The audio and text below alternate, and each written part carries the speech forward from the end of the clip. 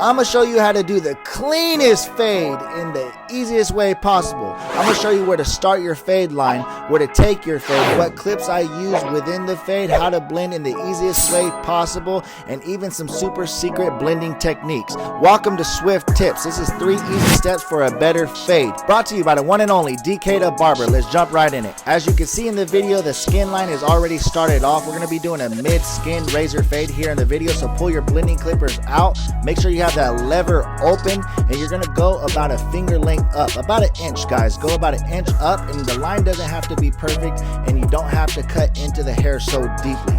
You're gonna want to do this, make sure it's nice and even, have a nice flat even surface. Now slap that one clip on our clippers. You're gonna want to make sure that lever's closed, and you're gonna want to go up slightly, okay? You want to go up about a 1/4 inch, 1/2 inch, guys, depending on what kind of fade we're doing. We're doing a mid fade, so we don't want to go up too high, okay? And as we work our way up, you want to pull that lever back, which leads me into my first tip. This blending method I like to call the step or block blending method. What we're doing is making multiple lines, then blending in between those lines. Right now, I just want you to pay attention real fast the way I run these clippers off the side of his head, almost as if it's a flat surface.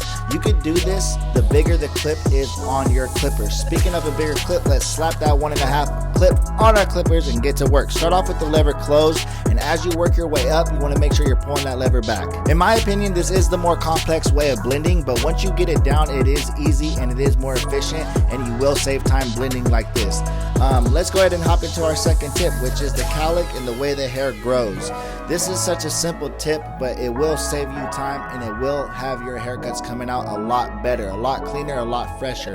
You'll see I'm actually cutting against the grain. In some cases, you'll even want to go with the grain, and that's why this tip is so important. This will not only improve your fading skills, but your taper skills, your edge up skills, and even your design skills. But let's get back to the fading and knock out this last little line. It's more of a shadow, so let's go ahead and grab our blending clippers lever closed, and what we want to do is work this line, okay? As we work our way up, we want to pull the lever back and take the same steps as we previously did in the video. As you can probably tell by now, a lot of these steps are rinse and repeat. The only thing that changes is where we place the clippers on the head and the size of the clip that's on the clippers, okay? Let's brush everything down and get to our last and final tip, okay? The last and final tip is the most important tip, because a lot of people are in a rush to get the client out of the chair, especially those barbers that are trying to make the most money.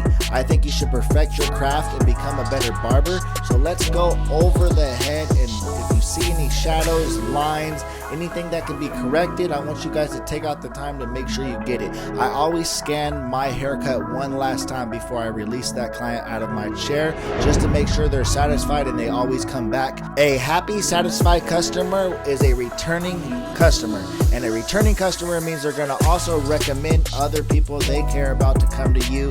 So this means it's going to expand your clientele and put more money in your pockets. Until next week, it's your boy DK the Barber. Gotta go.